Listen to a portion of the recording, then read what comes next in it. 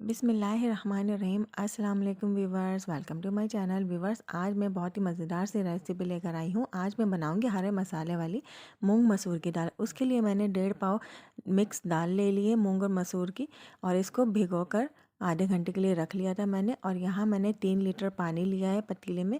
अब मैं बॉयल आने का वेट करूँगी। ये देखिए पानी में बॉयल आ चुका है। अब मैं इसमें पहले से भिगोए हुए दालों को इसमें डाल दूँगी, और इसके बाद मैं इसमें भी बॉयल आने का वेट करूँगी।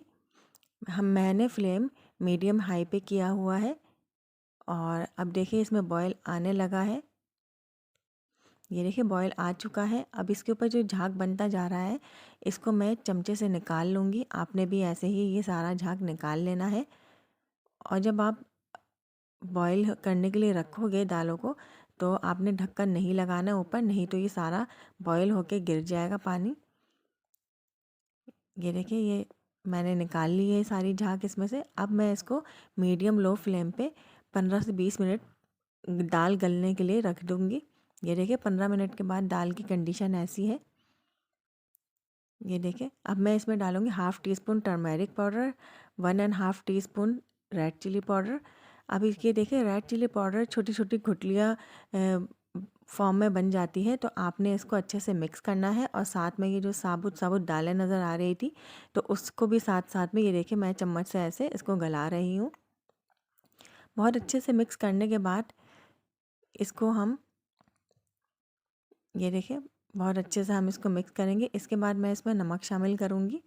नमक मैं डालूँगी 1.5 टीस्पून। मज़ीद नमक मैं दाल को टेस्ट करने के बाद शामिल करूँगी, आप अपने हिसाब से ऐड कर सकते हो। इसके बाद मैं इसमें 3 साबुत तेज़ वाली हरी मिर्चें डाल दूँगी। आप चाहो तो कट करके भी डाल सकते हो, और साथ में 2 खाने के चमचे बारीक कटे हुए हरा धनिया भी शामिल कर दूँगी। हरी मिर्चों और हरा धनिया का जायका और इसकी खुशबू बहुत अच्छी आ जाती है। मैं तो हर सालन में ही यूज़ करती हूँ।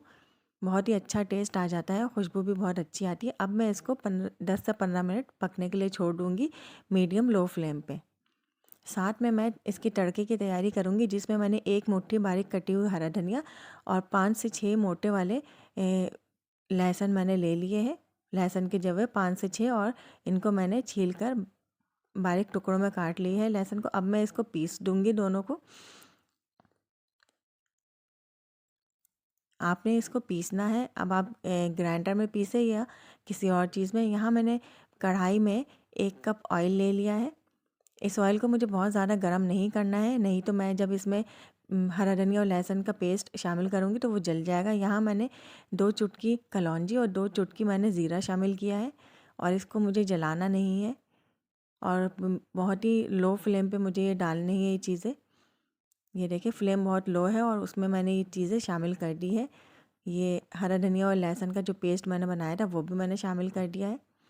अब इसको लो फ्लेम पे 30 से 40 सेकंड तक फ्राई करना है, और इसके बाद मैं इसमें दाल शामिल करूँगी। देखिए दाल शामिल करते ही देखिए कितना खूबसूरत ये कलर दे रहा है। ग्रीन एंड येलो का कॉम्बिनेशन बहुत ही खूबसूरत लग रहा है, और इसका टेस्ट और जायका भी बहुत ही ज़्यादा ज़बरदस्त है। आप भी इस रेसिपी को ट्राई कीजिएगा, और फिर मुझे कमेंट सेक्शन में कमेंट करके बताइएगा कि आपको ये रेसिपी कैसी लगी। देखिए कितनी खूबसूरत डिज़ाइनिंग बनती जा रही है। मुझे तो ये पार्ट बहुत ही पसंद आया।